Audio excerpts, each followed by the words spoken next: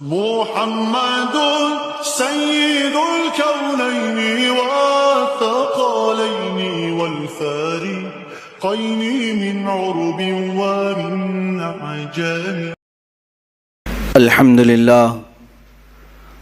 لله الحنان المنان الذي خلق الإنسان وعلمه البيان، والصلاة والسلام على رسوله سيد الإنس والجان وعلى آله وأصحابه ذوي الخير والإحسان. أما بعد، فأعوذ بالله من الشيطان الرجيم. بسم الله الرحمن الرحيم. قل يا أيها الناس إني رسول الله إليكم جميعا الذي له ملك السماوات والأرض لا إله إلا هو يحيي ويميت إلى آخر هذه الآية. صدق الله مولانا العظيم وبلغنا رسوله النبي الأمين المتين المختار الكريم، ونحن على ذلك من الشاهدين والشاكرين والحمد لله رب العالمین. بارگاہ رسالت معاب صلی اللہ علیہ وسلم میں درود پاک کا ہدیہ پیش کریں. اللہم صلی علی سیدنا و مولانا محمد معدن الجود والکرم وآلہ واصحابہ الکرام وابنہ الکریم وبارک وسلم صلاۃ دائمۃ سرمدا ابدا.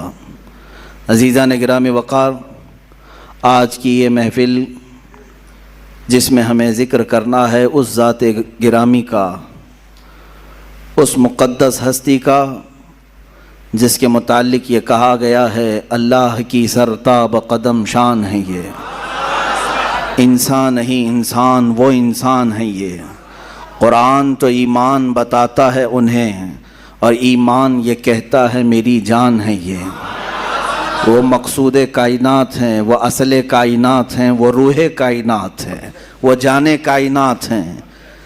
عزیزان گرامی، اس رسول پاک صلی اللہ تعالیٰ علیہ وسلم کا تذکرہ خیر آج ہمیں کرنا ہے.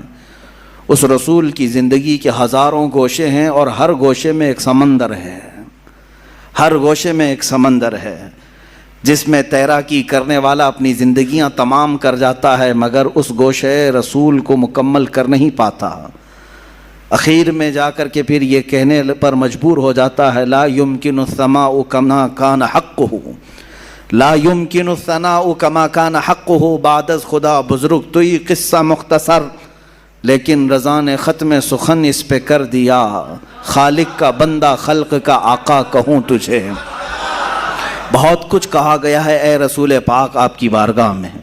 جب جبرائیل نے یہ کہہ دیا آفاق کہا گردیدہ ام بسیار خوبہ دیدہ ام، میں نے کائنات کے ہر ذرے کو چھان لیا ہے، ہر زمین کے حصے کو دیکھ لیا اور بہت اچھے اچھوں کو دیکھا. وہ لیکن تو چیزیں دیگری یا رسول اللہ. اے اللہ کے رسول، آپ ہی تو ایک الگ ہی چیز ہیں جس کا نہ کوئی مثل ہے نہ کوئی مثیل ہے. ہوتا بھی کیسے؟ تیرے خلق کو رب نے جمیل کیا، تیری خلق کو رب نے عظیم کیا. کوئی تجھ سا ہوا ہے نہ ہوگا شہا، تیرے خالق حسن و ادا کی قسم. کوئی تجھ سا ہوا ہے نہ ہوگا شہا، تیرے خالق حسن و ادا کی قسم. اور اس رسول پاک کا تذکرہ نہ کریں تو زندہ کیسا رہیں؟ زندگی کے لیے ضروری ہے اس رسول پاک کا ذکر ہوتا رہے. روح کی وہ غذا ہے، کائنات کی وہ اصل ہے. جب تک گاڑی میں پیٹرول ڈلتا ہے وہ چلتی رہتی ہے. مسلمان کی زندگی اگر چلتی ہے تو روح انسان، روح مسلمان محمد عربی صلی اللہ علیہ وسلم کے تذکرہ خیر سے چلتی ہے. میرے آقا کی محبت کے نغمے ہمارے دلوں کو جلا بخشتے ہیں، اور کیوں نہ ہم کریں، اس لیے کہ ہمارا ہی عقیدہ ہے یہ وہ جو نہ تھے تو کچھ نہ تھا، وہ جو نہ ہو تو کچھ نہ ہو. جان ہے وہ جہان کی، جان ہے تو جہان ہے. اگر رسول پاک کا تذکرہ نہ ہو تو پھر نہ ہم ہیں نہ تم ہو. اقبال نے اسی لیے کہا ہے بلبل کا ترنم بھی نہ ہو اور کلیوں کا تبسم بھی نہ ہو، بزم توحید میں تم نہ ہو تو کچھ بھی نہ ہو. حضور پاک صلی اللہ تعالیٰ علیہ وسلم کی ذات اگر نہ ہو تو پھر کائنات کا کوئی ذرہ نہیں ہے. جن چیزوں کو آپ دیکھیں ان میں نور اگر آج ہے تو وہ برکت رسول اللہ کی ہے. اور تمام مداحان رسول نے اپنی اپنی زندگیاں صرف کر دیں، قلم ٹوٹ گئے، سیاہیاں سوکھ گئیں. رسول پاک صلی اللہ علیہ وسلم کی بارگاہ میں کبھی سعدی شیرازی نے پکار کر کے کہا بلغ العلا بکمالہ کشف الدجا بجمالہ حسنت جمیع خصالہ صلو علیہ وآلہ. کہیں سے ادیب لائل پوری نے کہا تیرے عشق کے رنگ میں رنگ جائیں میرے یار. یہ تمام اشعار جب عاشق اپنے مدح کرتے ہیں رسول پاک کی ان کی زبانوں سے نکلتا رہا. بریلی کے تاجدار نے بھی کہا سرور کہوں کہ مالک و مولا کہوں تجھے, باغ خلیل کا گل زیبا کہوں تجھے, اے جان جان میں جس میں اے جان جان میں جان تجلا کہوں تجھے, حیران ہوں میرے شاہ میں کیا کیا کہوں تجھے. میں چند مصرے پڑھ رہا ہوں, پورے اشعار پڑھنے کی عادت بھی نہیں ہے, تھوڑے سے صرف اس لیے کہہ رہا ہوں کہ دنیا بھر کے مداحوں نے میرے آقا کی شان میں قصیدے لکھے اور قلم توڑ دیے اور ان کی سیاہیاں سوکھ گئی. بریلی کے تاجدار سے اوپر ہم چلتے ہیں, پھر دیکھتے ہیں کس نے کیا کیا کہا. تو پھر ہمیں ملا بوسیری نے کہا مولا یا صلی وسلم دائما ابدا علی حبیبک خیر الخلق کلہم هو الحبیب الذی ترجا شفاعته لکل حول من الاحوال مقتہم. اس قصیدے میں تو 170 اشعار ایسے ہیں جس میں ہر عضو رسول کی تعریف کر دی. حضور کے سفر کی تعریف الگ, معراج کی تعریف الگ, حضور کی پیدائش کی تعریف الگ, خاندان کی تعریف الگ, معجزات کی تعریف الگ, ساری چیزیں بیان کر دی. اخیر میں یوں کہا یا رب بالمصطفیٰ بلغ مقاصدنا واغفر لنا ما مضى یا واسع الکرم. یہی تک نہیں, بوسیری سے اگر ہم آگے بڑھتے ہیں امام اعظم ابو حنیفہ کی بارگاہ میں پکار کر کے کہتے ہیں یا سید السادات جئتک قاصدا ارجو رضاک فلا تخیب مقصدی. یوں پکار کر کے کہا. پھر دیکھا ہم نے اور کہیں فارسی کی زبان میں علامہ عبد الرحمن جامی جیسا نکلتا ہے, کہتا ہے تنم فرسودہ جاں پارا زِ ہجراں یا رسول اللہ, دلم پشمردہ آوارا زِ عصیاں یا رسول اللہ, چو بازوئے شفاعت را کشائی بر گنہگاراں مکن محروم جامی را دراں یا رسول اللہ. یہ تو امتیوں کے احوال تھے. پھر ہم آگے بڑھ کر کے دیکھے تو خود صحابی رسول پکار رہے ہیں. حسان بن ثابت کہنے لگ گئے وَأَحْسَنُ مِنْكَ لَمْ تَرَ قَطُّ عَيْنِي وَأَجْمَلُ مِنْكَ لَمْ تَلِدِ النِّسَاءُ خُلِقْتَ مُبَرَّأً مِنْ كُلِّ عَيْبٍ كَأَنَّكَ قَدْ خُلِقْتَ كَمَا تَشَاءُ.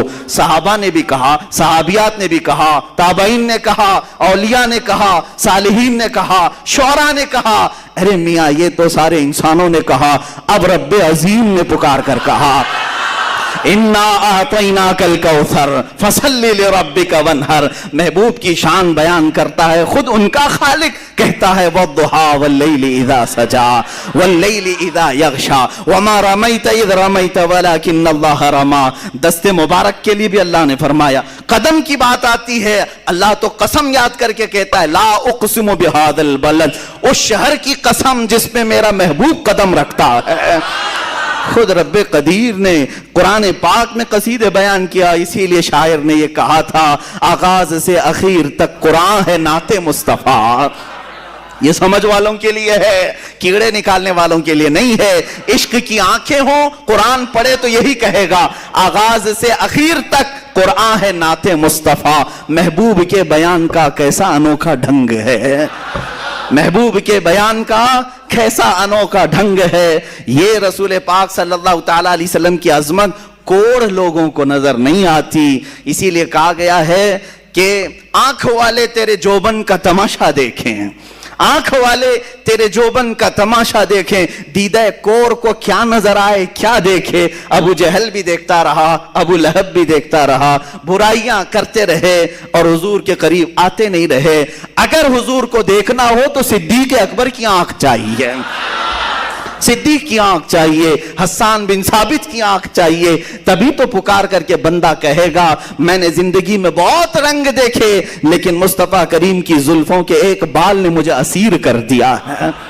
تب جا کر کے کہتا ہے آنکھوں میں بھی بلا کا عشق ہو.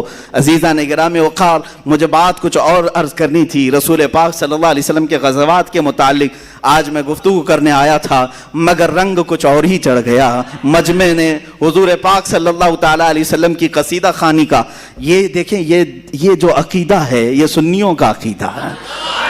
یہ حضور کے نام پر جو مچلنا ہے یہ سنیوں کی قسمت میں ملا ہے. الحمدللہ یہ ہماری قسمت میں ملا ہے. اسی سے تو ہماری امید جاگتی ہے کہ ابھی ہم مرے نہیں ہیں، زندہ ہیں. مرے نہیں ہیں، زندہ ہیں. اسی لیے کہا ہے شاعر نے، اس مسلمان کو بیدار تو ہو لینے دو، پھر دنیا کی ہر قوم پکارے گی حسین ہمارے ہیں. بیدار ہو لینے دو، تھوڑی دیر کی بات ہے. یہ رسول پاک کے نام پر جھومنا اور دل کی خوشیوں کے ساتھ مسکرانا، آنکھوں میں ایک نور کا چلا آنا اور اپنے جسم میں ایک الگ سی کیفیت پا جانا، یہ تمہارے اندر دبے ہوئے عشق کی چنگاری کا یہ راز ہے. اگر کوئی یہ کہتا ہے کہ مسلمان مر گئے تو میرے عزیزو آزمانے کا نسخہ یہ ہے کہ حضور کا تذکرہ اس کے سامنے کر کے دیکھو. اگر چہرہ کھل جاتا ہے تو ایمان ابھی باقی ہے. چہرہ کھلتا ہے تو ایمان ابھی باقی ہے. اسی لیے ہم نا امید نہیں ہوتے، ہم حوصلے کے ساتھ بات کرتے ہیں. لوگ کہتے ہیں آپ کی تعداد بہت کم ہے، آپ مائنورٹی میں ہیں، اقلیت میں ہے، بڑی بڑی باتیں نہ کریں. میرے عزیز یہی تو مصطفیٰ کی غلامی کا اثر ہے. جب ان کے قدموں میں کوئی آتا ہے تو بلال بھی قیصر و کسریٰ کو للکار سکتا ہے. حبشہ کے رہنے والے غلام بلال حبشی کے اندر بھی اتنا پاور آتا ہے کہ وہ قیصر اور کسریٰ کو للکار سکتا ہے. جب سیدنا عمر فاروق کہتے ہیں قیصر بھی ختم، کسریٰ بھی ختم، سلطنتیں ٹوٹ گئی. فتح ہو کر کے آنے کے بعد سیدنا عمر فاروق نے یہی کہا تھا، میں وہی عمر ہوں خطاب کا بیٹا جسے بچپن میں 2 بکریاں سنبھالنا نہیں آتا تھا، آج 6 ملکوں کو اکیلا سنبھالتا ہے، صرف اس لیے کہ قدم رسول کی برکت ہے.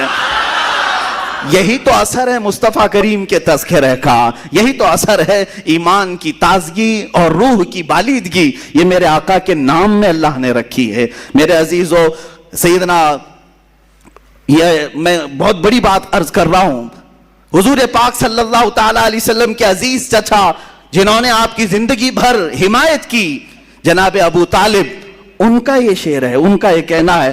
میں اس بحث میں نہیں جاتا، بہت سارے لوگ اختلافی بحث میں پڑے ہوئے ہیں. جناب ابو طالب کے متعلق بہت ساری بحثیں کیا کرتے ہیں، مگر میں اتنا کہتا ہوں کہ انہوں نے حضور کی شان میں کہا تھا، یہ رسول کا چہرہ وہ ہے جس چہرے کی برکت سے بارش بھی مانگو تو بارش آ جائے. ان کے چچا نے کہا تھا یہ چہرے پاک میں یہ اثر ہے کہ اللہ کی بارگاہ میں اس چہرے کے توسل سے بارش مانگی جائے، رب تعالیٰ بارش بھی اتارے گا. اے میرے عزیزو تم اپنی قسمت پر کیوں نہ قربان جاؤ، اس رسول پاک کو اللہ نے تمہارے حصے میں عطا کیا ہے. یہی تو قرآن میں کہا لقد من اللہ علی المؤمنین اذ بعث فیہم رسولا من انفسہم. اس اللہ نے تم پر بہت بڑا احسان کیا ہے کہ تمہارے درمیان اپنے محبوب رسول کو پیدا کیا ہے. وہ اب تم پر عذابات نہیں ڈالتا. پچھلی قوموں کی طرح گناہ آج بھی ہیں، نہ پتھر برستے، نہ آگ برستی ہے، نہ ہواؤں کا عذاب، نہ خنزیر بنائے جاتے ہیں، نہ کتے بنائے جاتے ہیں، نہ خنزیر نہ بندر بنائے جاتے ہیں، کچھ نہیں ہوتے. گناہ آج بھی ہیں، عذابات الگ قسم کے آ رہے ہیں، اب بھی آ رہے ہیں، لیکن وہ عذابات نہیں آتے پہلے کی قوموں کے. کیوں؟ قرآن کہتا ہے اس لیے کہ ان کے درمیان میرا رسول آرام فرما. وَمَا كَانَ اللَّهُ لِيُعَذِّبَهُمْ وَأَنْتَ فِيهِمْ. اللہ وہ عذاب اب نہیں بھیجے گا اس لیے کہ تمہارے درمیان میرا رسول ہے. رسول پاک صلی اللہ تعالیٰ علیہ وسلم کی برکت ہے. میرے عزیزو لوگ جو یہ کہتے ہیں کم ہیں تعداد میں، اقلیت میں ہے، مائنورٹی میں ہے، تبھی تو مزہ ہے سر چڑھ کے بولنے کا. زیادہ ہے، میجورٹی ہے تو تعداد پہ بھروسہ آ جاتا ہے، اسلحے پہ بھروسہ آ جاتا ہے، گھمنڈ اسباب پر آ جاتا ہے. کم ہو اور پھر حق بولو تو اللہ پر بھروسہ زیادہ ہوتا ہے. کم ہو اور کہیں سے کوئی طاقت تمہارے سپورٹ میں نہ ہو پھر بولو، مزہ بھی آتا ہے، پیچھے رسول پاک کی بیکنگ بھی ہوتی ہے اور اللہ کی عنایتیں بھی ہوتی ہیں. تم کس انتظار میں ہو؟ طاقت آئے تب بولیں گے، حکومت آئے تب بولیں گے. تب تو تم اپنی حکومت کے بل بوتے بولو گے، جیسے آج یہ خنزیر چلاتے ہیں، وہ اپنے تخت کے بل بوتے بول رہے ہیں. ورنہ تو ان پاکھنڈیوں کی حیثیت کیا ہے کہ یہ اسلام کے خلاف بول سکے؟ تخت اگر بھیک میں مل گیا یا جعلی طریقے سے مل گیا تو اس تخت کے ذریعے سے بول رہے ہیں. کمال تو اس وقت ہے جس کے پاس نہ کوئی الیکشن کی سرٹیفکیٹ، نہ اس کے پاس کوئی دولت، نہ مجھ جیسے فقیر کے پاس کچھ نہیں. اگر میں بول سکتا ہوں تو صرف یہ نسبت رسول ہے. الحمدللہ مسلمان کو جو حق بولنے پر کوئی چیز آمادہ کرتی ہے تو وہ سیاست، حکومت، طاقت نہیں بلکہ محبت رسول آمادہ کرتی، حضور پاک صلی اللہ تعالیٰ علیہ وسلم کی محبت آمادہ کرتی۔ عزیزان گرامی وقار، رسول پاک صلی اللہ تعالیٰ علیہ وسلم کا تذکرہ یہ ہماری جانوں کے لیے، ہماری روحوں کے لیے بہت ضروری ہے، بہت ضروری غذا ہے۔ آپ خود محسوس کریں گے زیادہ دن تک اگر حضور کو نہیں سنو گے تو دل مرجھانے لگتا ہے، دل کے اندر کمزوریاں آتی ہیں، گناہ کی طرف بڑھنے لگ جاتا ہے۔ جہاں اسے مصطفیٰ کی یاد آ جائے پھر اس کی آنکھیں بھیگ جاتی ہیں، پلٹ آتا ہے، مسجدوں کی طرف دوڑتا ہے، اپنے نبی کی محبت میں کچھ نہ کچھ خیرات، صدقات، میلاد کرنے لگ جاتا ہے۔ یہ حضور پاک سے دور جتنا جاؤ گے بے چینی اتنی بڑھتی جائے گی، بے سکونی، بے قراری اتنی بڑھتی جائے گی۔ اور اس کا اندازہ کرو جتنا قریب ہوتے جاؤ گے، جتنے قریب ہوتے جاؤ گے وہ نور کے ان جہانوں کا سفر کرنے لگ جاؤ گے جہاں تمہارے برابر کا کوئی آ نہیں سکتا، کوئی آ نہیں سکتا۔ حضور پاک صلی اللہ تعالیٰ علیہ وسلم سے قربت کا جو سفر ہے، اے نوجوانوں، یہ خوش قسمت لوگوں کو سفر ملتا ہے جو سب کچھ چھوڑ دیا ہو، جیسے صہیب رومی کی طرح اپنے ماں باپ بھائی بہن سب کو چھوڑ کر مکہ سے نکلے تھے۔ ماں نے پکار کر کے کہا صہیب تمہارے بدن پر جو کپڑے ہیں یہ ہمارے سلائے ہوئے ہیں، تیری کمائی کے نہیں۔ وہ بھی نکال کے دے دیا، وہ بھی نکال کے دے دیا۔ مدینے جانا تھا رسول پاک کی بارگاہ میں، کیا پہنا؟ ٹاٹ کے کپڑے، گونی جو تھیلا ہوتا ہے اس کو اوڑھ کر کے کانٹے لگا لیے۔ اتنے پہ نہیں، باپ نے گنڈے بھیجے راستے میں اور مار توڑ کیا، اتنا مارا کہ ناک سے خون آیا۔ صہیب اس کے باوجود خاموش نہیں رہے، سفر جاری رکھا، سفر جاری رکھا، یہاں تک کہ 8 دن کے بعد کمزوری کے عالم میں زخموں کے ساتھ مدینے پہنچ رہے ہیں تو صحابہ کہتے ہیں مغرب کا وقت تھا، میرے آقا صلی اللہ علیہ وسلم مسجد نبوی سے بار بار باہر نکل رہے تھے، بار بار باہر نکل کر دیکھ رہے تھے۔ صحابہ نے پوچھا آقا کوئی قبیلہ آ رہا ہے، کوئی وفد آ رہا ہے ملاقات کے لیے؟ میرے آقا نے فرمایا نہیں، میرا ایک دیوانہ آ رہا ہے، سب کو چھوڑ کر کے آ رہا ہے، ساری چیزیں چھوڑ کر آ رہا ہے۔ وہ غیب داں رسول انتظار میں تھے، جب صہیب پہنچے میرے آقا نے سینے سے سینہ ملایا، اپنی چادر مبارک اٹھا کر انہیں پہنا دیا۔ حضرت صہیب کہتے ہیں میرے سارے زخم کافور ہو گئے، جتنا درد تھا سب نکل گیا، جتنا غم تھا ماں باپ کو چھوڑنے کا، ایک بار سینے سے سینہ کیا ملا، سارے غم تمام کافور ہو چکے تھے، اور زندگی بھر اس چادر کو اپنے جسم سے الگ نہیں کیا۔ حضرت صہیب اسی چادر کو لے کر قبر میں بھی دفن ہو گئے۔ اخیر تک وہ کہتے تھے اے لوگو سنو، دنیا میں اگر سب سے زیادہ عزیز کوئی ہوتا ہے تو وہ ماں ہوتی ہے، سب سے زیادہ محبت کوئی کرتا ہے وہ باپ اور ماں ہوتے ہیں۔ میں وہ انسان ہوں جس سے ماں اور باپ نے بدن کے کپڑے بھی چھین لیے، جب میرے پاس کوئی لباس نہیں تھا تو مجھے جس نے لباس پہنایا وہ محمد الرسول اللہ ہے، مجھے جو چادر عنایت کی وہ رسول مختار صلی اللہ علیہ وسلم ہے۔ عزیزان گرامی وقار، رسول پاک صلی اللہ تعالیٰ علیہ وسلم کی جس کیفیت کو، جس صفات کو مجھے آج عرض کرنا تھا وہ یہ تھی کہ اللہ نے انہیں فرمایا اے نبی آپ فرما دیں، قل یا ایھا الناس انی رسول اللہ الیکم جمیعا، اے نبی آپ فرما دیں اے انسانوں میں تم سب کے پاس رسول بن کر آیا ہوں، انی رسول اللہ الیکم جمیعا، سارے انسانوں کے لیے، مسلمانوں کے لیے نہیں۔ حضور صلی اللہ علیہ وسلم سارے انسانوں کے لیے رسول بن کر آئے۔ میری یہ دعوت ہے جتنی بھی قومیں آ جائیں ان سب کے لیے بھی حضور رسول بن کر آئے۔ تمہاری نجات اسی میں ہے کہ رسول پاک کی رسالت کو قبول کر لو، چاہے دنیا میں عیسائیت ہو، یہودیت ہو، جو بھی ہو، ان سب کے لیے میرے آقا صلی اللہ علیہ وسلم رسول بن کر کے آئے، سب کے لیے رحمت بھی بن کر کے آئے، اور اسی تبلیغ کے لیے سارے لوگوں کو حق کی طرف بلانے کے لیے میرے آقا صلی اللہ علیہ وسلم پوری زندگی بھر تگ و دو کرتے رہے، محنت شاقہ فرمایا، تبلیغیں کی، اسفار کیے، غزوات کیے، معرکے دیکھے، بہت ساری چیزیں میرے آقا صلی اللہ تعالیٰ علیہ وسلم نے جو برداشت کی وہ صرف اسی مقصد کے لیے کہ رسول صرف مدینے کے لیے نہیں آئے تھے، صرف مکے کے لیے نہیں آئے تھے، بلکہ پوری کائنات کے وہ رسول بن کر آئے تھے، اور سال کے لیے 5 سال 10 سال 100 سال کے لیے نہیں، صبح قیامت تک کے لیے وہ رسول بن کر آئے۔ اب اس رسول کا جو میسج ہے وہ پہنچانے کی ذمہ داری امت کی ہے، تم سب کے کندھوں پر یہ ذمہ داری ہے، ہمارے اوپر یہ ذمہ داری ہے۔ اس رسول کی رسالت، اس رسول کا جو میسج تھا پوری کائنات کے لیے، ہر مسلمان کے اوپر یہ ذمہ داری ہے. اگر تم اسلام لا چکے ہو تو اسلام کی خوبیاں دوسروں تک پہنچاؤ, دوسروں تک پہنچاؤ. اس کی خوبیاں کیا ہے؟ آج دنیا پوری پروپیگنڈے کے ذریعے سے اسلام مخالف دشمنی اور زہر اتنا گھول رہی ہے. اس وقت بھی اگر تم اپنی ذمہ داری کو نہیں نبھاؤ گے تو قیامت کے دن پوچھ ہوگی, پکڑ ہوگی کہ تم نے رسول پاک صلی اللہ علیہ وسلم کی تعلیمات کو نشر کرنے میں کون سا کردار ادا کیا. تم چاہتے بہت ہو میرے آقا کو, معلوم ہے تم محبت بہت کرتے ہو اپنے رسول سے, جان دینے کی بھی بات کرتے ہو, سب کچھ لٹانے کی بھی بات کرتے ہو, لیکن اے عزیز تجھے یہ سب کرنے کی اندر سے ہمت طاقت سب کچھ ہے, لیکن اس رسول پاک کے دیوانے بنانے میں کام کیوں نہیں کرتے؟ لوگوں کو اور اس رسول پاک کے اس امن والے میسج سے جوڑنے میں کیوں نہیں محنت کرتے؟ یہاں پر کچے ضرور ہیں, ہم بہت کچے ہیں. یہ آج دل دہلا دینے والی باتیں ہیں. ہندوستان میں آج جو حالات چل رہے ہیں اس پر میں اگر تھوڑی سی بات کروں, کیا ہمارے ارد گرد آپ نہیں دیکھ رہے نفرتوں کا ماحول بڑھتا جا رہا ہے, زہر اس قدر پھیلایا جا رہا ہے کہ لوگ مسلمانوں کے نام سے چڑھنے لگ جائیں. جو اب تک سیکولر کہلاتے تھے وہ بھی کٹر ہونے لگ گئے, وہ بھی اب شدت پسند ہونے لگ گئے.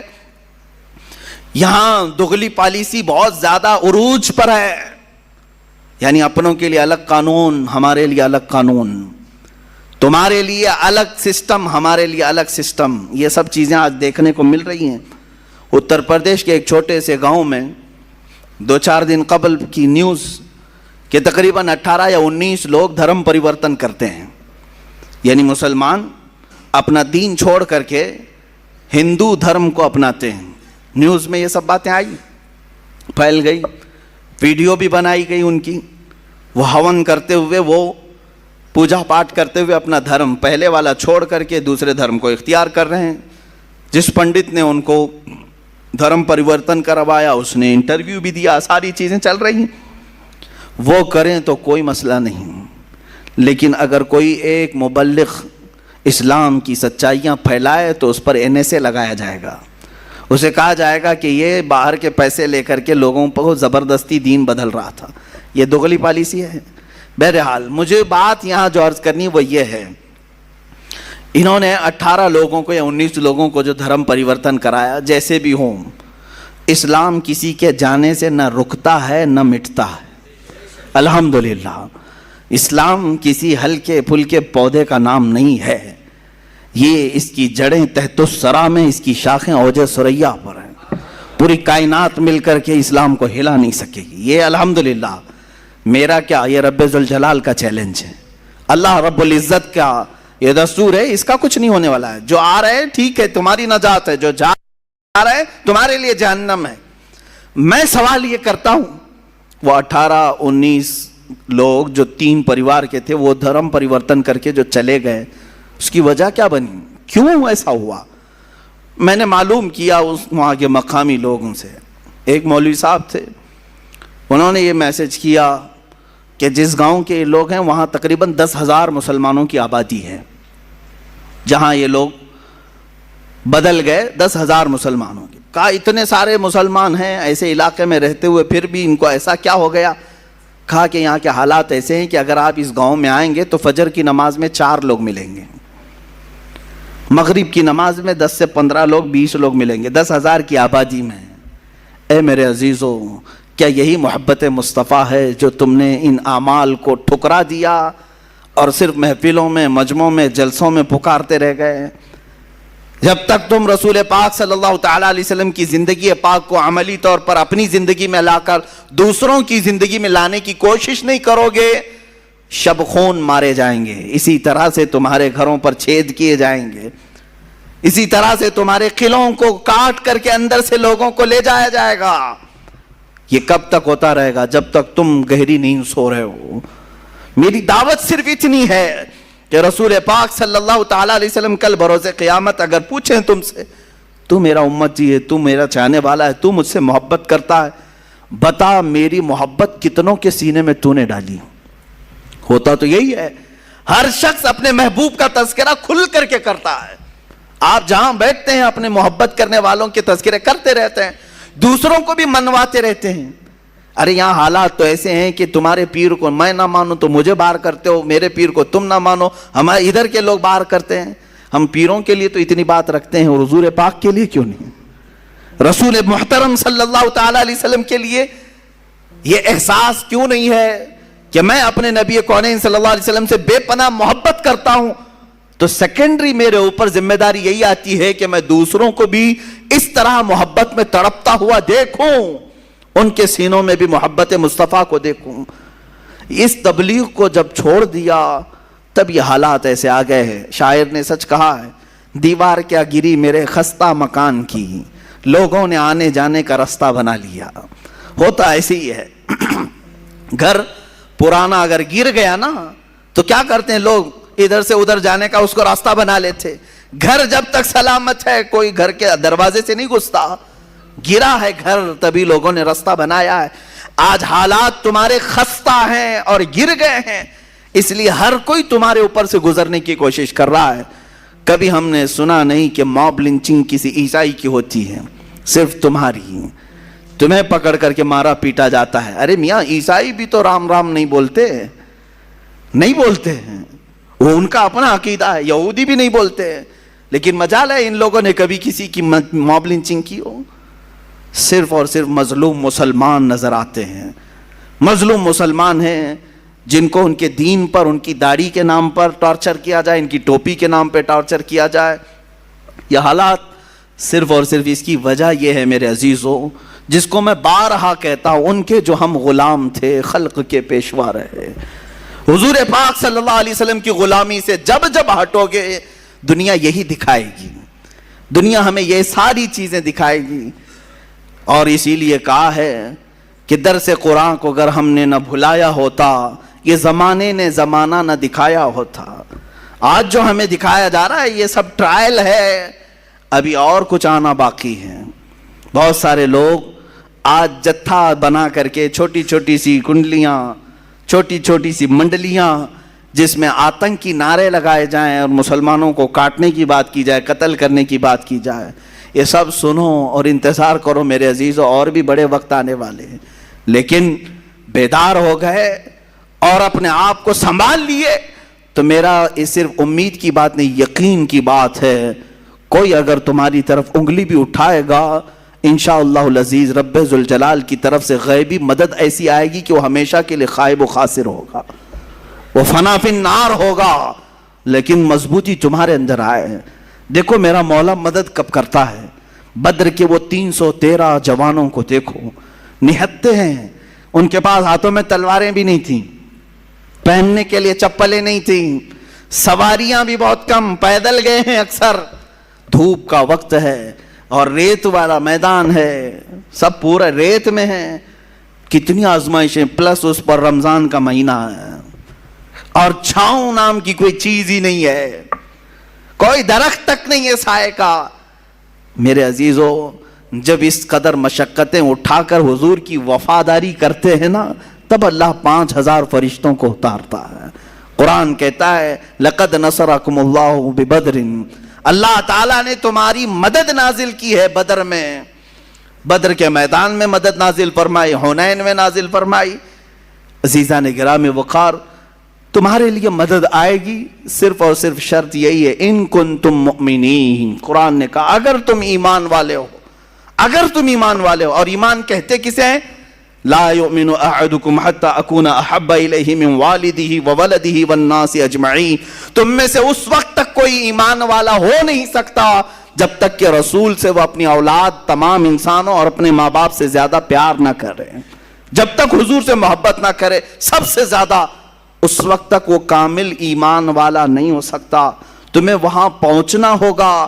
گربعون رسیدی تمام بو لہبیس. اقبال نے کہا اگر تم وہاں تک نہیں پہنچے تو زندگی تو ابو لہب کی طرح ہے، قریب رہ کر کے بھی نہیں پہنچ سکا. میرے عزیزو اب بات میں کرتا ہوں حضور پاک صلی اللہ علیہ وسلم کی رحمت للعالمین کی. مجھے کبھی کبھار غم بھی ہوتا ہے، اس بات کا دکھ بھی ہوتا ہے کہ ہم جس زمانے میں جی رہے ہیں آج بھی اس رسول پر ظلم کیا جا رہا ہے. اس رسول پروردگار، رسول رحمت للعالمین، حضور پاک صلی اللہ تعالیٰ علیہ وسلم جو اپنی زندگی پاک میں بھی مشقتیں اٹھاتے رہے، جس رسول کو طائف والوں نے پتھر مارے تھے یا حضور اکرم صلی اللہ علیہ وسلم پر مشقتیں ڈھائی تھیں، اس رسول پاک کو 1400 سال گزرنے کے بعد آج بھی ہندوستان کی سرزمین سے گالیوں کی بوچھار ہو رہی ہے، آج بھی ظلم کیا جا رہا ہے، پھر بھی دنیا یہ کہتی ہے کہ یہ دہشت گرد ہے۔ آج تم نے جتنی گالیاں میرے نبی کو دیں، میں سمجھتا ہوں کسی بھی دھرم کی مقدس شخصیت کو اتنی باتیں نہیں کہی گئی ہوں گی، کسی بھی نہیں۔ مجھے بتاؤ یہودیوں کی جو مقدس شخصیات ہے ان سے کون چھیڑ چھاڑ کرتا ہے؟ نہ ہم نے آج تک گالی دی، دوسرے بھی نہیں۔ عیسائی اور یہودی لڑتے رہتے تھے، الگ بات ہے، عیسائی جن کو مقدس مانتے ہیں ان کو کون گالیاں دیتا ہے؟ پلس ہندو جن کو مقدس مانتے ہیں، ہم کہاں انہیں گالیاں دیتے ہیں؟ لیکن ایک مظلوم شخصیت ہے رسول مختار صلی اللہ علیہ وسلم کی، آج بھی دنیا اپنے نشانے پر رکھی ہوئی ہے۔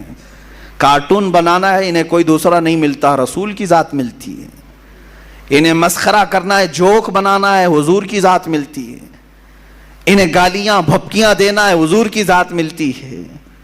آج کتنے کمزور ہو گئے یہ کروڑوں مسلمان، کتنے کمزور ہو گئے کروڑوں مسلمان۔ وہ عروہ بن مسعود کی بات مجھے یاد آتی ہے، جس کو قاصد بنا کر کے لوگوں نے بھیجا تھا کہ جاؤ دیکھاؤ محمد نے کتنی طاقت جمع کی۔ عروہ بن مسعود یہ قاصد بن کر کے آئے تھے دشمنوں کی طرف سے، اور حضور صلی اللہ علیہ وسلم کی طاقت دیکھنے آئے تھے کہ یہ للکارتے ہیں قیصر و کسریٰ کو بھی، سپر پاور کو بھی، ہے کتنی ان کے پاس طاقت۔ کیا دیکھا تھا انہوں نے؟ کیا دیکھا تھا؟ جنگی ہتھیار دیکھا تھا حضور کے ساتھ؟ صحابہ کے ساتھ بہت بڑے ہتھیار دیکھے تھے؟ نہیں، بلکہ وہ کہتے ہیں میں نے دیکھا مغرب کی اذان ہوئی، محمد صلی اللہ علیہ وسلم وضو کے لیے نکلے ہیں، وضو کا پانی لایا گیا، وضو جیسی کرنے لگے صحابہ ارد گرد ایسے جمع ہو گئے اتنی بڑی تعداد میں۔ وہ محمد صلی اللہ علیہ وسلم وضو کے لیے ہاتھ دھوتے ہیں، کلی کرتے ہیں، ناک میں پانی چڑھاتے ہیں، چہرہ دھوتے ہیں۔ وہ عروہ بن مسعود دور کھڑے ہو کر دیکھ رہے ہیں اور کہتے ہیں میں نے دیکھا حضور کے جتنے صحابہ ہیں وہ کوئی اپنا دامن سامنے کیا ہے، کوئی ہاتھ سامنے کیا ہے، حضور کے چہرے کے پانی کو سب اپنے ہاتھوں میں لیتے ہیں، کوئی اپنے دامن پہ لیتا ہے۔ ایک قطرہ بھی حضور کے وضو کا نیچے گرنے نہیں دیا صحابہ نے، یا تو اپنے دامن پر لیا یا ہاتھوں پر لیا اور چہرے پر مل لیا، جو پانی جس کو زیادہ ملا وہ اپنا پی لیا۔ حضور پاک صلی اللہ علیہ وسلم کا لعاب پاک بھی اگر کلی میں نکلا ہے صحابہ نے پی لیا۔ عروہ بن مسعود یہی دیکھ کر واپس گئے اور اپنے گرو گھنٹالوں سے کہا کہ چھوڑ دو محمد سے لڑنے کی بات۔ کہا کیا ہے ان کے پاس ہتھیار؟ کہا ہتھیار تو میں نے بہت نہیں دیکھا لیکن دیوانوں کی ایک فوج دیکھا ہے، ان کی تعظیم ایسے کرتے ہیں، قیصر و کسریٰ کے دربار میں بھی میں نے ایسی تعظیم نہیں دیکھا۔ ارے وہ دیوانے ایسے ہیں محمد صلی اللہ علیہ وسلم کے وضو کے قطرے کو بھی گرنے نہیں دیتے، ان کے ناک کا پانی، ان کی کلی کا پانی، ان کے جسم کا پانی اپنے بدن پر لیتے ہیں، ہاتھوں پر لیتے ہیں، چہرے پر مل لیتے ہیں۔ یہ قوم کب رسول کا خون گرنے دے گی؟ وہ قوم جو وضو کے قطرے کو گرنے نہیں دیتی، وہ خون کا قطرہ کہاں سے گرنے دے گی؟ اس لیے چھوڑ دو۔ میرے عزیزو، دنیا کی طاقتیں اگر ان کے اندر ہلچل مچی ہے اور ان کے اندر لرزہ طاری ہوا تھا تو صرف صحابہ کی یہ دیوانگی کو دیکھ کر، میرے آقا پر وارفتگی کو دیکھ کر کہ یہ ایسے ہیں، یہ جان دینے سے بھی کتراتے نہیں ہیں، اس لیے اس قوم سے لڑنے کا چھوڑ دو۔ قیصر و کسریٰ جیسے بڑے سپر پاور ڈر گئے تھے تو صرف صحابہ کی اس وارفتگی کو دیکھ کر کہ یہ حضور کے وضو کا قطرہ گرنے نہیں دیتے۔ اور آج دنیا اگر تم سے نہیں ڈر رہی ہے تو اس لیے کہ یہ اب اپنے نبی کی حرمت کو، عزت کو کبھی خاطر میں نہیں لاتے، خاطر میں نہیں لاتے۔ کچھ بھی کرو اپنے رسول کے لیے یہ جھیل لیتے ہیں، برداشت کر لیتے ہیں، اس لیے ان کو خوب گالیاں تو ان کو مارو، کچھ نہیں ہونا ہے۔ آج اگر تمہارے اندر جذبہ وہی ہوتا جو صحابہ نے اپنے رسول پاک صلی اللہ علیہ وسلم کے لیے پیش کیا۔ عزیزان گرامی، وہ صحابہ کا جذبہ یہی تھا جو جنگوں میں بھی، سفر میں بھی، حضر میں بھی، حتیٰ کہ وہ نمازوں میں بھی تک حضور پاک کے دیدار کو عبادت کا عین سمجھتے تھے۔ हुजूर की पैरवी, हुजूर की इताअत, उनकी दिलजोई को इबादत समझते थे और हकीकत है। और आज हमने जो ये दूरियां इख्तियार की हैं, यही एक असल मकसद है, असल सबब है, यही एक असल वजह है जो हमारे ऊपर ज़िल्लतें मुसल्लत की जा रही हैं। अब मैं बात अर्ज़ करता हूँ, जिस चीज़ से हुजूर पाक सल्लल्लाहु अलैहि वसल्लम की ज़िंदगी पाक में मैंने तय किया था बहुत दिन पहले ही कि इस बार अगर आपके दरमियान हुजूर की सीरत बयान करना है तो हुजूर की मदनी सीरत को बयान करूँगा। इसलिए कि बहुत सारे लोग मक्की सीरत ही बयान करते हैं। होता क्या है, हुजूर की ज़िंदगी के दो हिस्से हैं, मक्की ज़िंदगी है और मदनी ज़िंदगी। 53 साल तक हुजूर कहाँ रहे? मक्का मुकर्रमा में रहे। 10 साल सिर्फ मदीना तैयबा में रहे।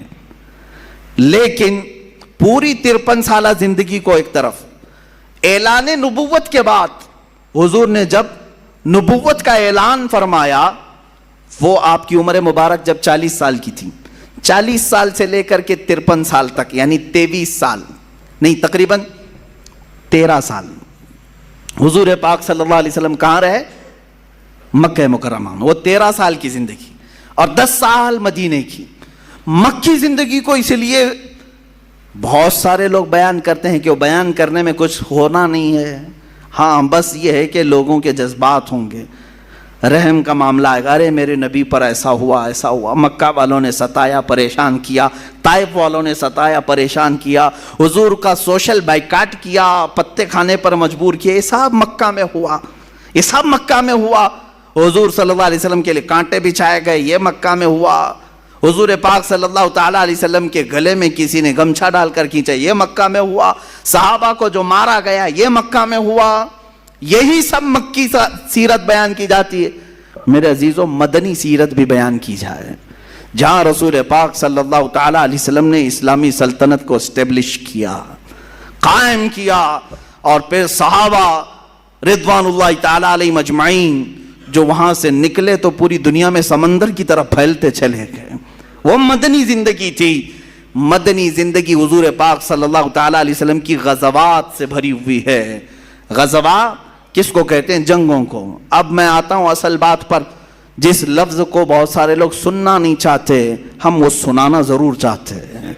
वो है रसूल पाक की जिहाद की जिंदगी। मेरे आका सल्लल्लाहु ताला अलैहि वसल्लम ने जिहाद किया है कि नहीं किया है? किया है। फिर हुजूर ने जो किया, उस लफ्ज को बोलने से आज डरोगे? फिर कहो सबको कि अगर लफ्ज जिहाद सख्त है तो फिर मुझे मेरे नबी की आधी सीरत छोड़नी पड़ जाएगी।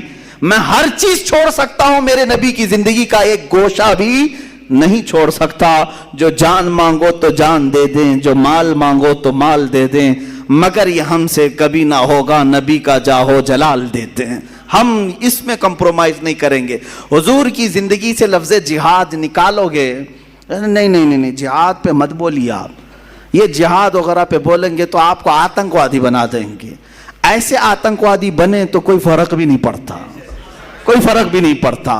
इसलिए कि ऑलरेडी दुनिया हमें दीवाना कहे, पागल कहे, मजनू कहे, कुछ फर्क नहीं पड़ता। एक बार मदीने के ताजदार ये कह दें तू मेरा है, दुनिया कुछ भी कहे, हमें उससे क्या गरज है? ना ये हिसाब लेने वाली है, ना ये सजा व जजा देने वाली है। हमें जो कुछ लेना है वो मदीने के ताजदार से लेना है। हम उनकी रजा के लिए जी रहे हैं, तो फिर इनके बोलने छालने की फिक्र क्यों करें? या हमें क्या कहते हैं? तुम दहशतगर्द कहते हो, कह लो, खुशी से कहो। आतंकवादी मुझे कहते हो, कह लो, खुशी से कह लो, मुझे कुछ फर्क नहीं पड़ता। इसलिए कि ना मैंने तुम्हारे लिए कपड़े पहने हैं, ना तुम्हारे बाप का खाना खाया है। हमारा अकीदा तो ये है, हम जीते हैं रसूल पाक की जिंदगी को देख करके। और हमारे अशार में तो ये हम पढ़ते भी हैं ना, पानी है तेरा पानी, दाना है तेरा दाना, पीते हैं तेरे दर का, खाते हैं तेरे दर का, पानी है तेरा पानी, दाना है तेरा दाना। और रसूल पाक सल्लल्लाहु अलैहि वसल्लम की बारगाह से हाँ इतना डर जरूर होता है कि कहीं इस दरबार से हमें कोई दूर ना कर सके। शायर ने बहुत अच्छा कहा था कि अगर मोहब्बत जुर्म है तो सजा दी जाए, अगर मोहब्बत जुर्म है तो सजा दी जाए, पर शर्त इतनी है कि दरे महबूब पे दी जाए। बस ہماری خواہش اتنی ہے مارنا ہے مار لو, حضور کے سامنے مار لو, کوئی فرق نہیں پڑتا. اب میں جو عرض کر رہا ہوں, لفظ جہاد کو جو بولنا بھی آج علماء نے ترک کر دیا, اور یہ ظالم یہی چاہتے ہیں. میں آپ کو کھل کر کے آج بتاؤں, کھل کے بتاؤں, پوری دنیا کے یہودی اور عیسائی مسلمانوں کے لیے اگر کوئی دو چیزیں نہیں چاہتے کہ کبھی ان کی زبان پر نہیں آنا ہے, تم کچھ بھی کر لو. احتجاج کرنا چاہتے ہو ان کو چھوٹ دے دو, ان کو نمازوں کے لیے بھی چھوٹ دے دو, اذانوں کے لیے بھی چھوٹ دو, مسجدوں کے لیے, عیدگاہوں کے لیے, سب کے لیے چھوٹ دو, تمہیں کہیں آبجیکشن نہیں آئے گا. صرف آبجیکشن یہ کریں گے تو دو باتوں پر, دیکھنا اس کے بعد آبجیکشن آئے گا جو میں بات عرض کر رہا ہوں. دو باتیں نہ کہی جائیں, دو باتیں نہ کہی جائیں. وہ کیا ہے؟ ایک خلافت کا لفظ استعمال نہ کرو, دوسرے جہاد کا لفظ استعمال نہ کرو. اس لیے کہ انہیں معلوم ہے خلافت عثمانیہ نے ان کی نانی یاد کرائی تھی. انہیں معلوم ہے خلافت عثمانیہ سلطان عبدالحمید نے فرانس کو گھٹنے ٹیکنے پر مجبور کیا تھا, ہر ایک کو گھٹنے ٹیکنے پر مجبور کیا تھا. انہیں پتا ہے خلافت آنے کے بعد کوئی عبدالحمید بھی زندہ ہو سکتا ہے. انہیں پتا ہے اگر خلافت آئی تو صلاح الدین بھی اٹھ سکتا ہے. انہیں پتا ہے خلافت اگر آئی تو شہاب الدین غوری بھی آ سکتا ہے. اور آج گنڈے چیخ رہے ہیں, چلا رہے ہیں. انہیں پتا ہے اگر یہ خلافت کی بات کریں گے تو کہیں ٹیپو سلطان نہ آ جائے, کہیں اورنگزیب زندہ نہ ہو جائے. ہم عرض کریں گے, ہم بات کریں گے, خلافت کی بھی بات کریں گے اور جہاد کی بھی بات کریں گے. میرے عزیزو, جہاد ان کو سمجھانے کی ہمیں کیا ضرورت ہے؟ وہ مصطفیٰ کریم صلی اللہ علیہ وسلم کا جہاد. اب لگے ہوئے ہاتھوں میں ایک مختصر سی بات عرض کر دوں. ان کو ایسا لگتا ہے کہ اسلام یہ جہادوں کی بات کر کر کے پھیلایا ہے گیا ہے اور قتل سے پھیلایا گیا ہے. شرم سے ڈوب مرو گے اگر میں تاریخ بتا دوں, شرم سے ڈوب مرو گے. تاریخ میں بتاتا ہوں, سن لو کان کھول کر کے. میرے آقا صلی اللہ علیہ وسلم کی پوری زندگی پاک میں تقریباً 80 غزوات اور سرایا ہوئے. غزوہ اس کو کہتے ہیں جس میں خود حضور تشریف لے گئے, سرایا اس کو کہتے ہیں جس میں حضور نے کسی کو وکیل بنا کر بھیجا, اب خود نہیں گئے, صحابہ کو بھیجا. یہ ٹوٹل ملا کر کے 80 ہوتے ہیں حضور کی زندگی میں, وہ بھی 10 سال کی زندگی میں. 80 کو ہٹا کر کے بھی اگر دیکھیں تو 17 غزوات, بعض نے 27 کا ذکر کیا ہے جس میں حضور تشریف لے گئے. اے مسلمانوں سوچو, 27 جنگیں یا 80 جنگیں ہوئی حضور کی زندگی میں. سوچ رہے ہو کتنی جنگیں, کتنی جنگیں, کتنی جنگیں, اتنی جنگیں 10 سال میں. لیکن قتل کتنے ہوئے یہ تاریخ ان سے بھی پوچھو, مجھ سے بھی پوچھو. پوری ان 80 جنگوں کے اندر 139 مسلمان قتل ہوئے. 139 کتنے؟ 139. اور ٹوٹل جو کافر مرے 112. ان پوری جنگوں میں 112 139 تقریباً 250 کے آس پاس. سمجھ میں آ رہا ہے؟ 250 لوگوں کا قتل ہوا 10 سال 80 جنگوں میں. تم اپنا بھی پیراہن ذرا چیک کر کے دیکھ لو. دنیا کی فرسٹ ورلڈ وار جو ہوئی جس میں برطانیہ بھی ہے, جرمن بھی ہے, روس بھی ہے, سب جوجھ رہے ہیں. جانتے ہیں آپ فرسٹ ورلڈ وار پہلی جنگ عظیم میں 1.5 کروڑ لوگ مرے ہیں, 1.5 کروڑ لوگ قتل ہوئے ہیں. تم امن کی بات کرنے کے لیے آج نکلے ہو, کہتے ہو جہاد میں بہت سارے لوگ مارے گئے. لا کے دکھا دو میرے آقا کی زندگی کی تاریخ میں کتنے مرے تھے اور تمہارے ہاتھوں سے کتنے مرے ہیں. فرسٹ ورلڈ وار میں 1.5 کروڑ لوگ مرے, اور سیکنڈ ورلڈ وار جو 39 سے 45 کے آس پاس 1939 سے 45 کے بیچ میں قریب ہوئی, تقریباً 3 کروڑ سے زیادہ لوگ مرے ہیں. بعض میں تخمینہ بتا رہا ہوں 3 سے 5 کروڑ کے بیچ لوگ مارے گئے. زخمیوں کی تعداد الگ, جو گم ہوئے ان کی تعداد الگ. ارے کروڑوں کی بات کر رہا ہوں, حساب کہاں ہے آج؟ ان کو کہاں سمجھ میں آئے گا کروڑ. یہ مارنے کے خوگر ہیں, قتل کرنے کے عادی ہیں, اور بات کرتے ہیں چور کوتوال کو ڈانٹنے نکلا ہے. ان کے ہاتھ, ان کا دامن خون سے بھرا ہوا ہے. کتنی جنگوں میں کتنے مارے گئے ایک لسٹ نکالو اور پھر آؤ میرے سامنے بیٹھو, حضور کی جنگیں دیکھتے ہیں. میرے آقا صلی اللہ علیہ وسلم نے بھی غزوات کیے. پورے ٹوٹل غزوات میں 250 سے زیادہ لوگ نہیں مارے گئے, 250 سے زیادہ. اگر یہ قتل کرنے کے لیے ہی جہاد ہوتا تو لاکھوں کی تعداد یہاں پر بھی ہوتی. اصل جہاد جو ہوتا ہے وہ امن قائم کرنے کے لیے ہوتا ہے. امن قائم کرنے کے لیے. جہاد کو ایک ایگزامپل میں بتا دوں, ایک ایگزامپل. بھائی تمہارا ہاتھ پھوڑی ہو گئی ہے, سڑ رہا ہے, ڈاکٹر کے پاس گئے, کیا کرے گا ڈاکٹر؟ چاقو مارے گا اور کہے گا میں یہ آپریشن کر کے کاٹ کے نکالتا ہوں. وہ جہاد ہی تو کر رہا ہے. وہ کیا کرنے کے لیے ہاتھ کی پھوڑی کاٹا؟ تم اس کو نہ ظالم کہو گے نہ بدماش کہو گے, ارے ڈاکٹر چاقو لے کے کاٹ دیا پھوڑی کو, نہیں, بلکہ کہو گے بڑا اچھا آدمی ہے, پھوڑی کو نکال دیا.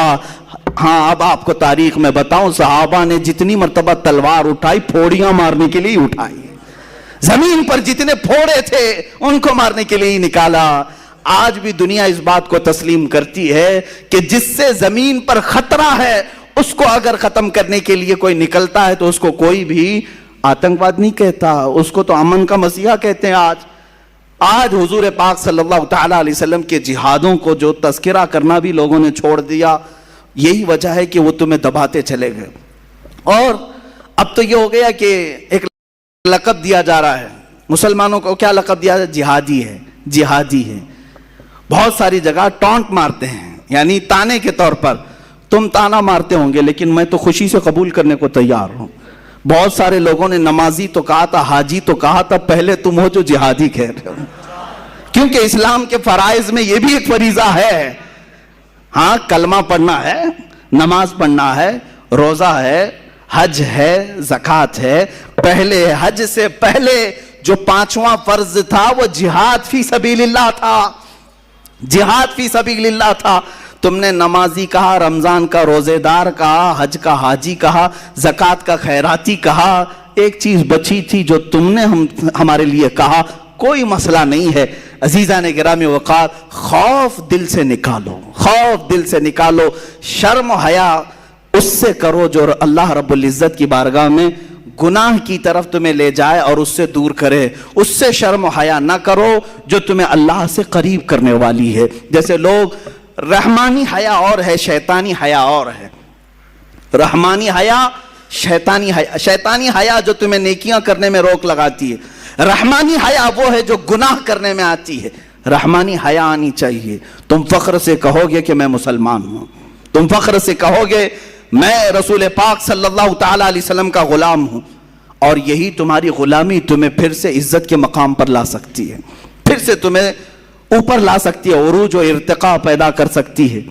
اقبال نے کیا ہی بہتر کہا, انہوں نے زندگی بھر یورپ کے دورے, جرمن کے دورے, بہت ساری جگہوں پر دیکھا, اور واپس آ کر کے اپنی قوم کو جو میسج دیا وہ یہی تھا کہ محمد سے وفا تو نے تو ہم تیرے. علاج تمہارا یہی ہے, علاج تمہارا یہی ہے کہ محمد عربی صلی اللہ علیہ وسلم سے وفا کرو.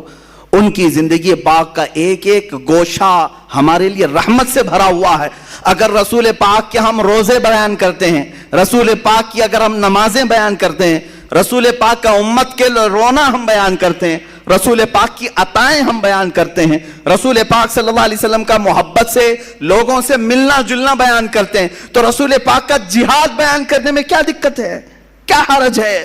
اے میرے عزیزو, رسول کریم صلی اللہ تعالی علیہ وسلم نے جتنے جہاد اور غزوات میں شرکت فرمائی, آج بھی درد ہوگا کچھ لوگوں کو, تکلیف ہوگی. یہ اس لیے تکلیف ہوگی, میں آپ کو بتاؤں, بہت دنوں تک جب بیماری چڑھ جاتی ہے, کینسر جلدی جاتا نہیں, کیمو تھراپی کرنی پڑتی ہے, اور کیمو میں بہت درد ہوتا ہے.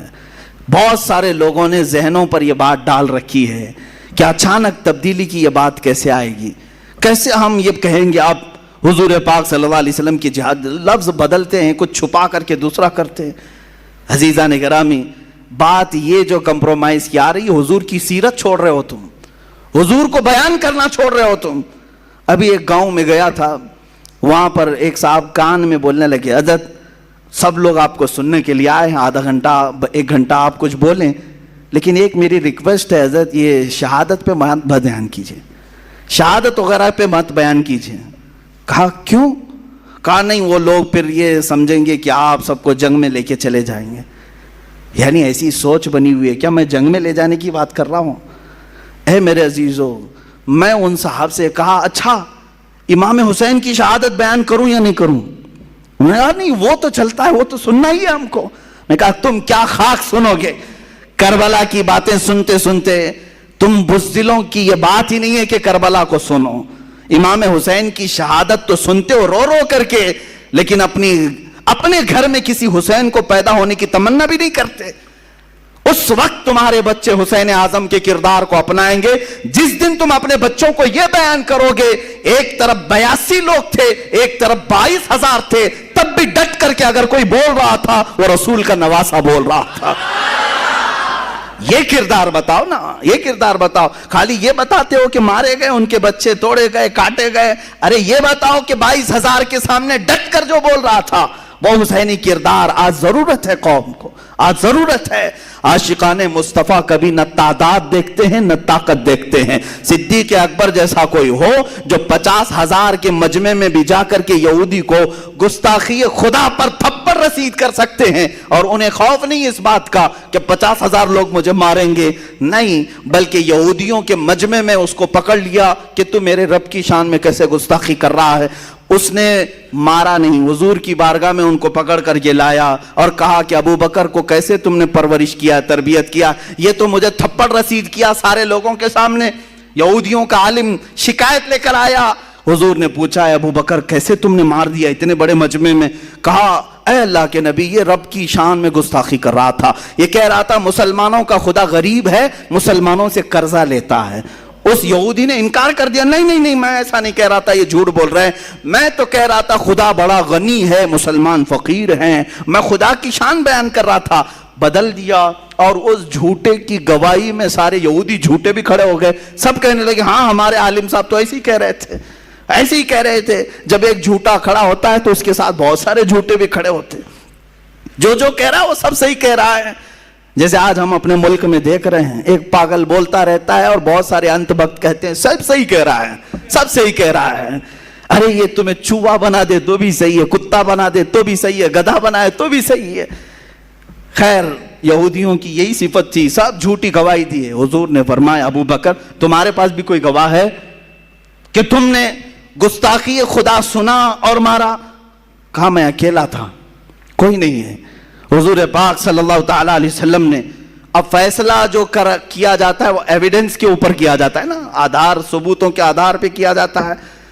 لیکن میرے عزیزو اسی وقت قرآن کی آیت نازل ہوئی, اللہ نے آیت نازل کی, لقد سمع اللہ قول الذین قالوا ان اللہ فقیر ونحن اغنیاء. بے شک اللہ نے سن لیا ہے ان کی بات کہ یہ کہہ رہے تھے کہ اللہ فقیر ہے اور ہم غنی ہیں. ابو بکر صدیق کی گواہی دینے پر کون آیا؟ خود خالق کائنات آیا. جب حق بات پر کوئی ڈٹ جائے تو اس کی حمایت اللہ کی طرف سے آتی ہے, رب ذوالجلال کی طرف سے آتی ہے, رسول مختار کی طرف سے آتی ہے. عزیزان گرامی وقار, میں آپ سب سے یہی گزارش کروں گا کہ بعض لوگ ہمیں یہ بھی کہتے ہیں, ہمیں اپنی زندگی اب کتنی بچی ہے معلوم نہیں, مجھے بھی نہیں معلوم باقی کتنا جینا ہے, جو کچھ دیکھنا تھا سب دیکھ لیا گیا ہے. میں صرف اتنا چاہتا ہوں کہ اب مرنا ہے تو ڈوب کر کے کیوں مریں, مرنا ہے تو پاؤں رگڑ کر بستر پر کیوں مریں, اگر مرنا ہی ہے تو نام محمد پکار کر کیوں نہ مریں. قوت عشق سے ہر پست کو بالا کر دے, دہر میں نام محمد سے اجالا کر دے. ہم نے یہ سنا ہے ہم سے پہلے بھی لوگ مارے گئے ہیں, ہم سے پہلے بھی لوگ کاٹے گئے ہیں, ہم سے پہلے بھی لوگ قتل کیے گئے ہیں. کچھ ایسے بھی عاشق ہیں جن کو دار پر چڑھایا گیا ہے, پھانسی کے پھندے پر لٹکایا گیا ہے, لیکن وہ اب تک ہمارے مجمع سے مرے نہیں ہیں. اب بھی ان کا تذکرہ آتا ہے تو ہم کہتے ہیں ایک کفایت علی کافی تھا جو پکارتا تھا کوئی گل باقی رہے گا نہ چمن رہ جائے گا, پر رسول اللہ کا دین حسن رہ جائے گا. بلبلیں اڑ جائیں گی سونا چمن رہ جائے گا. اور اسی نے یہ پکار کر کے کہا تھا سب فنا ہو جائیں گے حشر تک لیکن کافی نعت حضرت کا زبانوں پر چلن رہ جائے گا. مارا ہے نا, ان کو قتل کیا ہے. کفایت علی کافی مجاہد آزادی ہیں, آزادی کا دن آ رہا ہے 15 اگست, اس سے پہلے میں اپنا کفارہ ادا کر لوں. اس علامہ کفایت علی کافی کو مراد آباد کے چوراہے پر پھانسی دی گئی, مر گئے, ختم ہو گئے. ارے تمہاری نظروں میں مرے ہوں گے, تمہاری نظروں میں قتل ہوئے ہوں گے, لیکن مولا تعالیٰ نے آج تک ہمارے دلوں میں زندہ رکھا ہے. ہاں اب نتیجہ میں آپ کو بتاتا ہوں. جو لوگ مائنورٹی اور میجورٹی کے فرق کو گناتے رہتے ہیں, بار بار مصلحتوں کی بات کرتے ہیں, چند مہینے پہلے میں نے آواز لگائی تھی اٹھو نام مصطفیٰ پر اٹھو, حضور کے لیے اٹھو اور اپنی آوازیں بلند کرو, چاہے تم گھر کے 4 فرد بھی کیوں نہ ہو. مدینے کی ایک عورت 1.5 سال کا بچہ حضور کے لیے لا سکتی ہے تو ہماری یہ جوان کس کام کے ہیں؟ ہم نام مصطفیٰ کے لیے آواز ضرور اٹھائیں گے. لیکن کچھ علماء, کچھ دانشوروں نے یہ کہا تھا نہیں مولانا, حالات ایسے ہیں کہ ہم اقلیت میں ہے, مائنورٹی ہے, ہماری تعداد کم ہے. پھر مجھے بات آ جاتی ہے بڑے ادب سے, مارے بڑوں کی بارگاہ میں بڑے ادب سے. ہم بدر کی تاریخ دیکھتے ہیں وہاں بھی ہم مائنورٹی میں تھے, احد میں دیکھتے ہیں وہاں بھی مائنورٹی میں تھے, خندق میں دیکھتے ہیں وہاں بھی مائنورٹی میں تھے. سب سے بڑی بات تو یہ ہے کہ کربلا میں جتنی مائنورٹی میں تھے اتنے کبھی نہیں تھے. ایک طرف 82 ہے, دوسری طرف 22,000. اس کو کون سی مائنورٹی میجورٹی کہا جائے؟ اس وقت حسین اعظم کو کوئی مشورہ دینے والا ایسا کیوں نہیں آیا؟ آپ بہت کم تعداد میں گھر میں بیٹھے, 22,000 کا کہاں مقابلہ کریں گے؟ حسین اعظم جانتے تھے آج میں 82 کو لے کر جاؤں گا, ہو سکتا ہے میرے بچے قتل ہو جائیں, ہو سکتا ہے میرا خاندان تباہ ہو جائے, لیکن حسین کو یہ معلوم تھا قیامت تک اگر جھنڈا لہرائے گا تو حسین کا لہرائے گا. کہاں ہے یزید؟ نہ قبر معلوم, نہ تخت معلوم, نہ گھر معلوم, نہ اولاد معلوم. ہاں ناجائز اولاد ہو سکتی ہے لیکن اب تک نسل پتہ نہیں ہے. لیکن حسینی سادات ہر چپے چپے میں نظر آتے ہیں. جس کے بچوں کو تم نے چن چن کر کے مارا تھا, آج آؤ میرے ساتھ نکلو, پوری دنیا کے ہر شہر میں کوئی حسینی سید زادہ ضرور دکھے گا, حسینی سید زادہ ضرور ملے گا جو رسول پاک کی خوشبوئیں لوگوں میں بانٹ رہا ہے. آج بھی بانٹ رہے ہیں, سادات کی کمی نہیں ہوئی. تو اس کا مطلب یہ نکلا مائنورٹی میں ہو تو کوئی فرق نہیں پڑتا, تھوڑی دیر کے لیے اگر جان جاتی ہے تو جانے دو, اس لیے کہ اسلام زندہ ہوتا ہے ہر کربلا کے بعد. اسلام زندہ ہوتا ہے ہر کربلا کے بعد. اے نوجوانوں, تمہاری اگر اللہ تعالیٰ نے امانت کے طور پر جانیں دی ہیں, خون دیا ہے, اس نے تمہیں بچپن سے پالا, ماں کی گود میں پالا, جوانی میں پالا, تمہاری حفاظت کی, مفت سانسیں دی, رزق دیا, ہوا دیا, سب کچھ دیا. اگر اس کے دین کی خاطر یہ چھوٹی سی جان کا نذرانہ اگر چلا جائے تو کیا فرق پڑتا ہے؟ اگر ہمارے اندر عشق ہو تو ویسا ہونا چاہیے جیسے بریلی کے تاجدار کا ہو, جس نے یہ کہا تھا کروں تیرے نام پہ جاں فدا, نہ بس ایک جاں 2 جہاں فدا. اعلیٰ حضرت کیا کہتے ہیں؟ کروں تیرے نام پر جان فدا یا رسول اللہ, میں اپنی جان قربان کرتا ہوں, نہ بس ایک جاں 2 جہاں فدا یا رسول اللہ, 2 جہاں بھی میں آپ پر فدا کر دوں گا. 2 جہاں سے بھی نہیں جی بھرا, کروں کیا کروڑوں جہاں نہیں. میں فدا کرنا چاہتا ہوں پورے جہانوں کو. 2 ہی جہان ہیں مشہور یا رسول اللہ, اگر کروڑوں جہان ہوتے تو سب آپ پر وار دیے جاتے.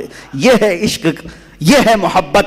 عزیزان گرامی وقار, رسول پاک صلی اللہ تعالی علیہ وسلم کی تعریف و توصیف ہماری زندگی کا عین مقصد ہے. الا لا ایمان لمن لا محبت لا, الا لا ایمان لمن لا محبت لا. آگاہ ہو جاؤ, خبردار ہو جاؤ, اس کا ایمان ہی نہیں جس کے سینے میں ان کی محبت نہیں, اس کا ایمان ہی نہیں جس کے سینے میں رسول پاک کی محبت نہیں. حضور پاک صلی اللہ تعالی علیہ وسلم کی بارگاہ سے وابستگی آج پھر سے بڑھا لو. دنیا تمہارے تماشے دیکھنے کو کھڑی ہے, دنیا تمہیں برے انجام تک لے جانے کے لیے کھڑی ہے, لیکن چاہے پوری دنیا ایک طرف ہو جائے, میرا یہ وجدان نہیں یقین کہتا ہے اگر مصطفیٰ کے قدموں سے وابستہ ہوئے ہم چند مارے جا سکتے ہیں, توڑے جا سکتے ہیں, کاٹے جا سکتے ہیں, قید کیے جا سکتے ہیں, لیکن ایک وقت آئے گا جس کو شاعر نے کہا ہے کچھ دیر کی خاموشی ہے پھر شور آئے گا, کچھ دیر کی خاموشی ہے پھر شور آئے گا. آج تمہارا وقت ہے, ہمارا دور آئے گا انشاءاللہ.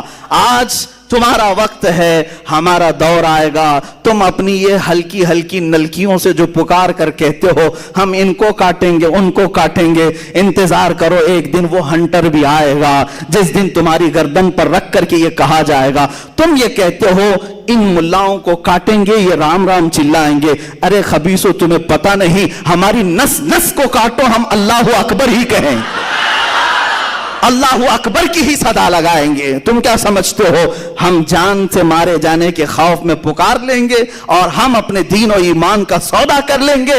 ہم تو بلال حبشی کی سیرت کو پڑھنے والے ان کے وارثین میں سے ہیں. ہم خباب بن الارت اور خبیب بن عدی کو پڑھے ہوئے لوگ ہیں. ہم خالد بن ولید کے پیروکار ہیں. ہم صلاح الدین کے پیروکار ہیں. ہم شہاب الدین کے پیروکار ہیں. ہاں، جس نام سے تم سب سے زیادہ چڑھتے ہو ہم اسی اورنگزیب کے پیروکار ہیں. الحمدللہ ایمان ہے ہمارے ساتھ، ہم بڑھ چڑھ کر کے کہیں گے، کوئی کمپرومائز نہیں. اس لیے کہ قرآن نے ہمیں یہ سکھایا ہے ہوا سماکم المسلمین، وہ اللہ ہے جس نے تمہارا نام مسلمان رکھا. تمہارا باپ نام رکھتا ہے تو فخر سے کہتے ہو میرا نام احمد ہے، میرا نام فلاں ہے. ارے میرا نام مسلمان اللہ نے رکھا ہے، اللہ نے رکھا ہے. میں اس پر کمپرومائز کیوں کہوں؟ میں اگر کہیں پر بھی ہوں، کسی بھی جگہ ہوں، بازار میں بیٹھا ہوں، تخت پر بیٹھا ہوں، انشاءاللہ العزیز یہی کہا جائے گا کہ میں مسلمان ہوں، مسلمان رہوں گا انشاءاللہ العزیز. عزیزان گرامی، آخر میں مصطفیٰ کریم صلی اللہ علیہ وسلم کے دربار سے جوڑتے ہوئے دو چند نصیحتیں ضرور عرض کر جاتا ہوں. حالات اب ایسے نہیں ہیں کہ میں لمبی لمبی تقریریں آپ کے سامنے کروں. مختصر چیزوں میں تمہیں اشاروں میں سمجھا دوں. جن دو باتوں کا تذکرہ میں نے کیا، یہ جس سے انہیں سخت نفرت ہے، ان چیزوں کی طرف تم لوٹ آؤ. میرا یہ یقین ہے، اللہ کے نبی کا قول سنو. دوسروں کی باتیں جھوٹی ہو سکتی ہیں مگر میرے نبی کا فرمان نہیں، جھوٹا نہیں ہو سکتا. اذا ترکتم الجہاد، حضور پاک صلی اللہ علیہ وسلم فرماتے ورضیتم بالزرع، جب تم جہاد کو ترک کر چکے ہو اور کھیتی باڑی میں مصروف ہو گئے، حضور پاک صلی اللہ علیہ وسلم فرماتے ہیں صلی اللہ علیکم ذلتن، اللہ تعالیٰ تم پر ایسی ذلت طاری کر دے گا کہ وہ ہٹے گی نہیں، ہٹے گی نہیں. پھر پوچھا گیا کب یہ ذلت جائے گی؟